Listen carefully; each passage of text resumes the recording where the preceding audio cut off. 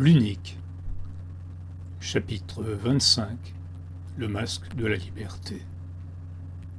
Rien ne blesse l'unique. Les rires sonnent creux. La liberté ment. Cette nuit-là, bien que le calme régnait, Ozipii avait mal dormi. Plus encore que d'habitude, une paix trop présente avait pesé sur son sommeil, due en partie à l'obscurité totale que sa mère voulait maintenir, en fermant hermétiquement les volets.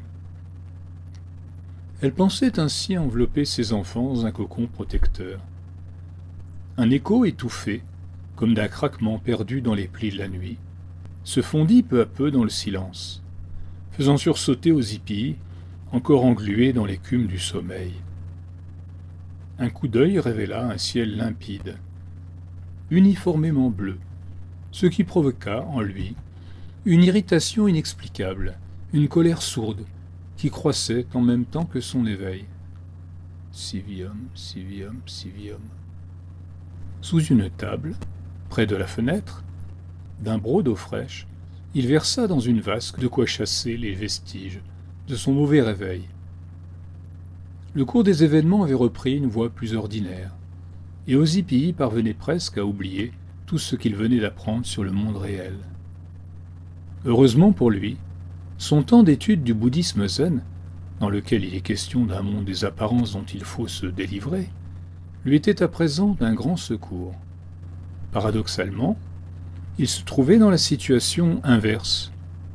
Il avait été libéré de cette maya, cette illusion dont parlent les écrits, et cherchait, au contraire des moines bouddhistes, à la retrouver et à s'y maintenir autant que possible. Le plus difficile était désormais son rapport avec les êtres vivants.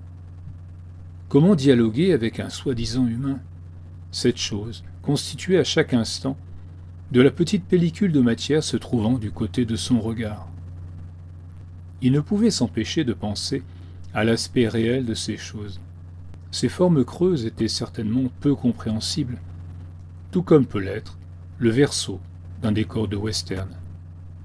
Peu à peu, cependant, il fut à nouveau capable de parler avec les membres de sa famille, tout d'abord, puis avec ses copains de collège.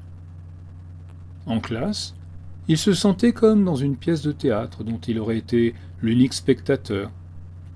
Cela l'amusa même, au bout de quelque temps. D'autant plus que sa liberté était bien plus grande qu'il n'aurait pu l'espérer du temps où il croyait à ce qu'il voyait. Car bien évidemment, Hal était là pour assurer sa sécurité et son bien-être. Après tout, n'était-il pas l'unique, celui pour lequel ce monde était créé à chaque instant? Cette constatation avait deux conséquences principales. Tout d'abord, il était invulnérable. Quels que soient les risques qu'il pouvait prendre, ou penser prendre, aucun danger réel ne le menaçait jamais vraiment. Par ailleurs, les difficultés qu'il pouvait rencontrer, y compris dans les rapports avec d'autres êtres humains, ne pouvaient jamais excéder une valeur limite. Hal y veillait. Ses véritables parents avaient voulu créer pour lui un paradis, et Hal, au contraire du malin, en était l'ange gardien. Suite à cette prise de conscience de la nouvelle réalité, le comportement d'Ozipii se trouva radicalement modifié.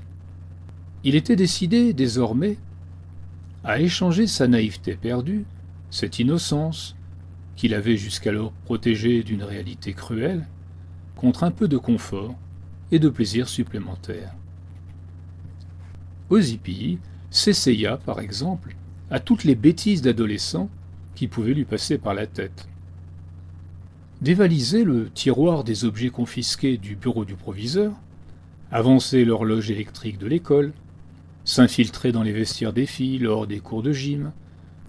Non seulement tout cela s'avérait étonnamment facile à réaliser, mais de plus, lorsqu'il se faisait attraper, ce qui se produisait très rarement, les sanctions étaient toujours très en deçà de la transgression. Ozipii voyait bien qu'Hal prenait désormais des libertés avec la vraisemblance, maintenant que l'acteur principal et unique du film en était également l'unique spectateur. Cela lui convenait parfaitement, et l'unique en profitait largement.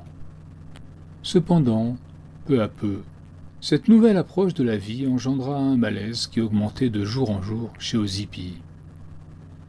Irénée, à la lecture de ce malaise croissant, serra sans s'en rendre compte la mâchoire. Non mais il va le laisser un peu tranquille, son héros. Avec tout ce qu'il a vécu, tout de même. Cet auteur n'est pas mon ami. À mesure qu'il multipliait les frasques, une question s'insinuait en lui. Mais lui, Ozypie, laissait-il vraiment le choix à Hal?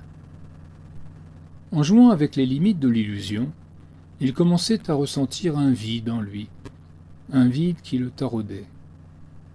La légèreté de ses actes le plongeait dans une spirale de questions existentielles.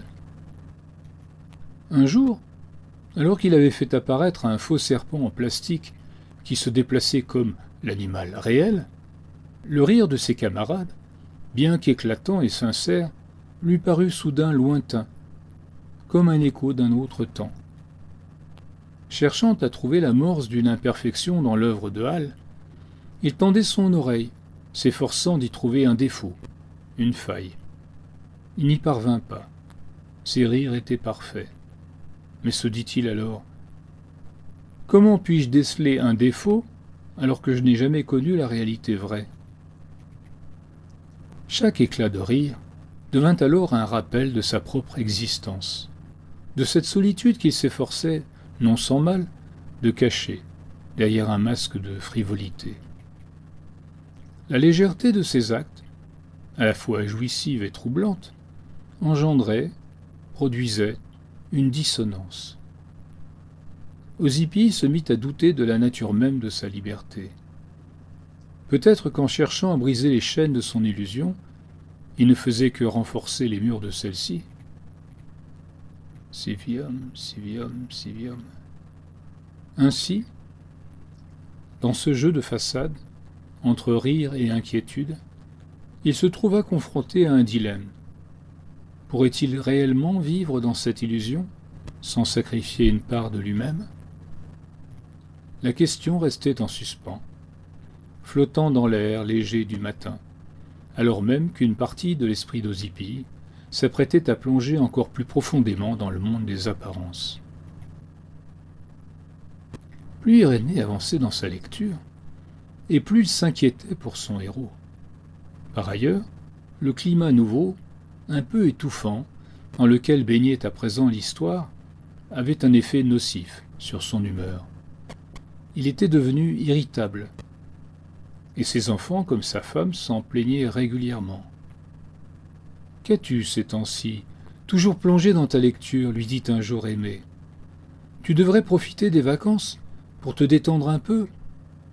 Tout au contraire, à lire ce bouquin, tu es de plus en plus tendu, crispé, et même parfois désagréable. » À entendre ce dernier mot, inhabituel dans la bouche d'Aimée, Irénée eut alors l'impression de se réveiller. La remarque de sa femme le blessa, en même temps qu'il la reconnaissait comme parfaitement justifiée. À l'instant même de cette prise de conscience, il décida de jeter ce livre, au pouvoir destructeur, dans la poubelle de la cuisine. Celle-ci était quasiment pleine. Irénée, après y avoir déposé son roman, en profita pour en sortir le sac plastique qui contenait les ordures ménagères, lui faire un nœud et aller le déposer dans le coffre arrière de sa voiture. Le lendemain, il comptait bien se débarrasser du tout dans le conteneur adéquat. Exit, Ozypie. Et Éonie. Après cet acte qui se voulait définitif, Irénée sortit son carnet embarqué et y déposa quelques mots volontairement secs. Des pages, pour y perdre la tête, en oublier les lueurs chaudes du réel, jusqu'au sourire de l'aimé. Ceci fait, il rejoignit Aimée et lui proposa une partie de ping-pong, s'étonnant en lui-même de n'y avoir pas songé depuis longtemps.